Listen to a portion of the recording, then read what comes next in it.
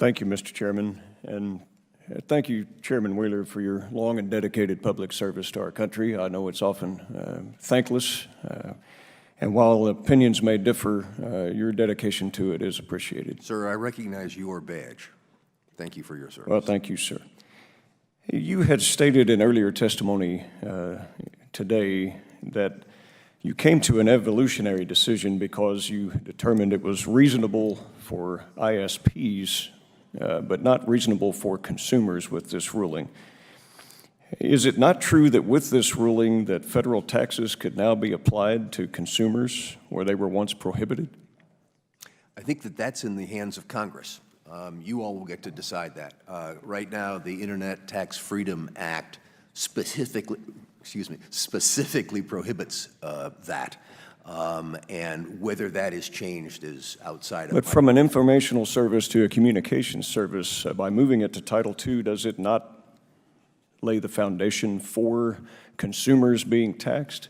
Again, that's going to end up being your decision, not mine. Was it possible when it was just an information service outside of Title II? Information services, some are taxed at state levels, I believe. Some are not. Some could be taxed at state levels. I want to make sure it's could, because we have the Internet Tax Freedom Act sitting on top of everything. So cuts both ways, I guess. Okay, Article 1, Section 8 of the Constitution states that it is Congress that has the power to regulate commerce. Do you believe this? Yes, sir. Do you believe that the public would have been better served by giving Congress a chance to review the rules prior to their release, especially in light of your testimony today where you said that rules have to apply across all agencies and be considered? This has been, as you know, Congressman, a 10-year process where there has been multiple input by multiple Congresses along the way. There is legislation now which is entirely appropriate. I think what our job is to take the instructions of Congress as stipulated in statute and interpret them in terms of the realities of the day, and that is what we did. The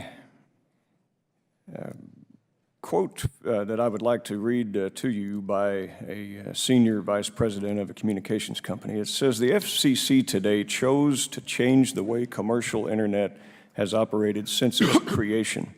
Changing a platform that has been so successful should be done, if at all, only after careful policy analysis, full transparency, and the Congress, which is constitutionally charged with determining policy."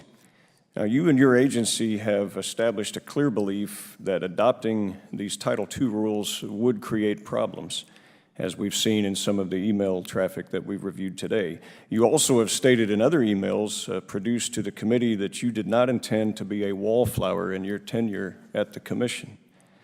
But given the coordinated efforts, the presence and the pressure of the White House, the coincidentally timed protest and other White House statements, would it be unreasonable then for Americans to somehow feel betrayed that this decision was a cave against your earlier judgment and damaged the reputation of the FCC as an independent agency?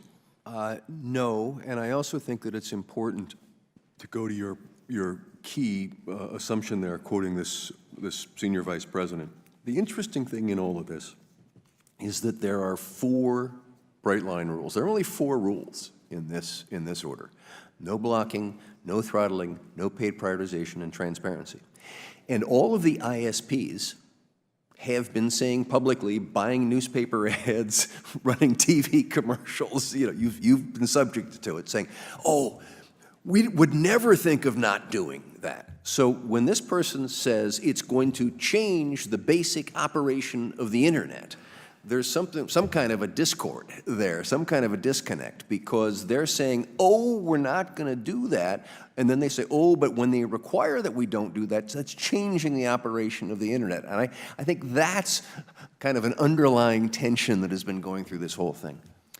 Well, I would hope as we move forward in the future, There's clearly going to be lawsuits in this process. There's going to be continued discussion about it, and that we would make sure that Congress regulates commerce.